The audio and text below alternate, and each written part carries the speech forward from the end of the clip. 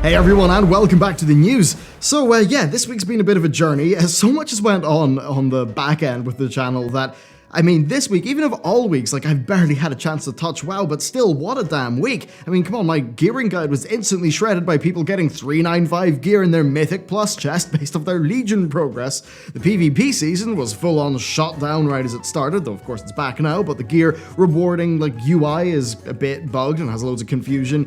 People are finding their shiny new bits of Uldir Azerite are unusable and therefore are a downgrade from their 340s. Oh, yeah, Battle for Azeroth is in full swing. First up, I want to talk about the reason for my slacking. So we've just moved office from my spare room to what now pretty much constitutes a studio. Now the benefits of this will be pretty apparent over time, but at least for me personally, it means that well, my work's being done outside of my house, which is probably going to be a good boost to mental health stuff. Plus, the game dev studio is no longer working out of my spare room, which again is quite nice. Now, this has all been possible because of you, and especially because of the crew over on Patreon. Now, on that topic, we've upgraded the Master tier to include 2 physical items now. Yep, you will get 2 things, and the new thing is the bestiary cards. They're inspired by Victorian anatomical drawings, and they're very, very cool. Plus, of course, the regular art, which, yeah, is a thing as well. So, they're pretty damn legit, and you can check that out on the Patreon, and a massive thank you to them for the support, and I definitely want to be making the most of this opportunity that's now here. Okay, let's get into the news. So, we've got a mysterious countdown to talk about. Now, do you remember those Zerothian cultists from Legion? There was a lot of speculation about their cast time, and that it basically meant something. Ultimately, though, it was a red herring, with the oddly long cast time actually just being the maximum number of milliseconds that the game could hold. Well, Battle for Azeroth has an NPC with a timer that operates pretty damn similarly, and it's scheduled to finish its cast on the 22nd of September. So, the Nazeshi Tempest Wielder, that's the guy, and they're currently casting Calling the Storm. Now, we know that Ashara is, like, in this expansion, right? Like, she's orchestrating the events in Kul Tiras, Zul was pretty much working for her in Zandalar. Blizzard have said that she would even be a part of this expansion, and most of us are pretty sure that 8.1 will be Ashara, because, like Blizzard said, she would literally be the Gul'dan of this expansion. Now, of course, I'd be surprised if they just killed her off really quickly, given the pretty extreme power level that she has and the implied relationship between her and N'Zoth. I mean, hell, even the spell icon for this Calling the Storm thing, it's basically N'Zoth's fish appearance. Now, this is kind of interesting because of what this week marks, and Battle for Azeroth contents now, it's all here. But we've got absolutely no idea what's coming next in the expansion. Absolutely nothing has been announced by Blizzard. Now, by this time in Legion, we knew that 7.1 was a thing. It would have the 10-week Suramar campaign, a new raid, of course the Karazhan revamp.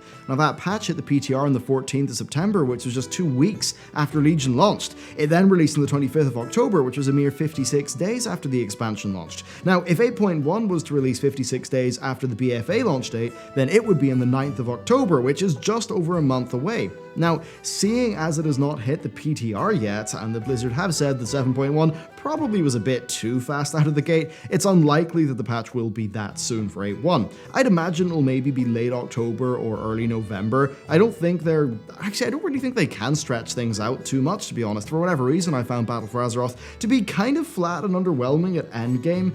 It just feels like there's a lot less to do immediately than at the start of Legion. And I suppose the core of that is that what is here in BFA, it's either like broadly the same as its Legion counterpart and therefore doesn't feel different, or it's just a slightly weaker version of something from Legion. Then Islands, I don't really know if they've had as much longevity as Blizzard would have hoped for, and well, we don't really have an equivalent to Suramar or the Suramar scenario, or really just a lot of the ancillary, like other random endgame stuff you could do. So I think BFA kind of does need a shot in the arm. I'm a little bit surprised I'm saying that so soon, but of course the release of Mythic Plus, Uldir, and Warfront is going to keep it going pretty well over the next while. Yeah, I don't know, it's pretty wild. I'm beginning to think that it's because Blizzard's design is, it's all about funneling us through these like very tightly dictated progression systems, and I think it could just be that makes the overall game experience feel kind of small.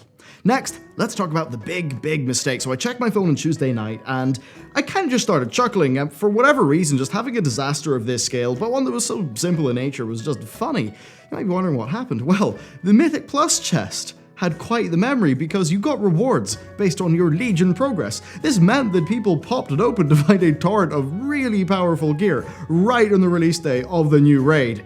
which is like almost when it could do the most possible damage. Now, as funny as it is that it just went so wrong, it is kind of serious. You know, it's a loot game more than ever. You don't want that messing up. Now, of course, this has been resolved. The gear is, it's now magically disappeared from people's inventories.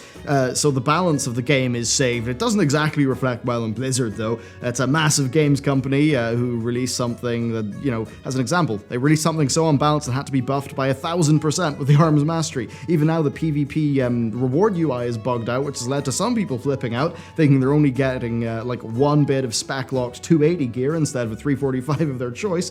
So it's been a bit messy, and to be honest, it feels like there's just been a little bit of mess overall with just elements of this expansion. Really, I think just the combination of Blizzard having an unusual amount of bugs and glitches combined with the game being driven by kind of large, unintuitive systems that are, I guess it's very easy for people to get confused by stuff.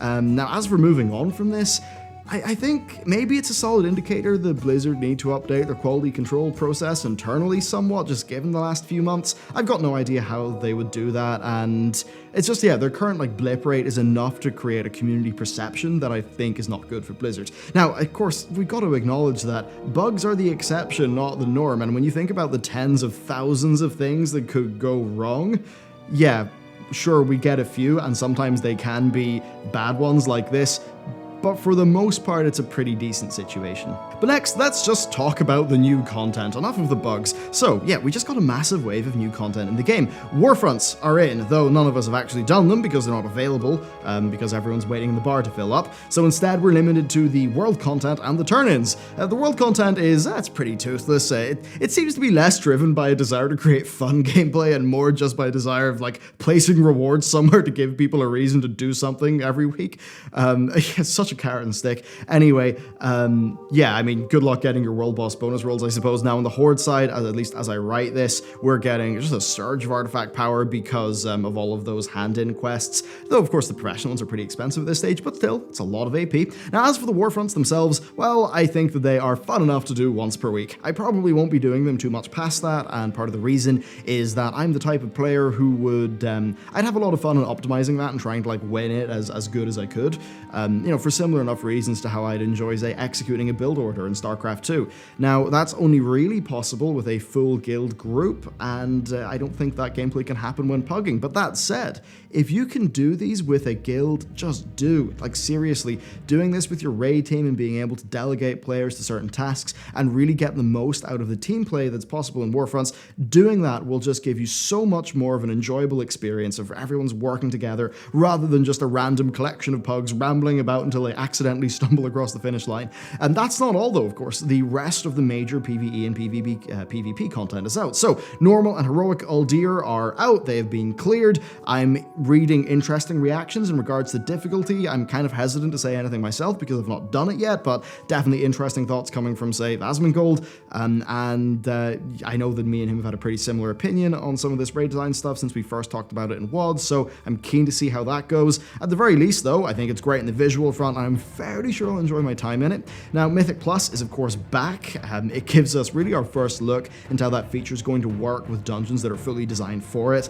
It's going to take me time to figure out just how all that is and come to some, opinions on it, so not really a lot to report there now. As for the PvP front, well, we finally have access to the new reward system, and it's kind of strange. So you've got your fixed progression path with the conquest bar, and the gear from that will, they've just said the item level will increase over time. Of course, the item level reward from the system, not the gear item level won't increase magically once you've got it. But I think that's kind of demotivating in a way. There's just a very fixed progression path that's kind of inflexible. I kind of just want a currency for winning matches that I can then just do what I want with.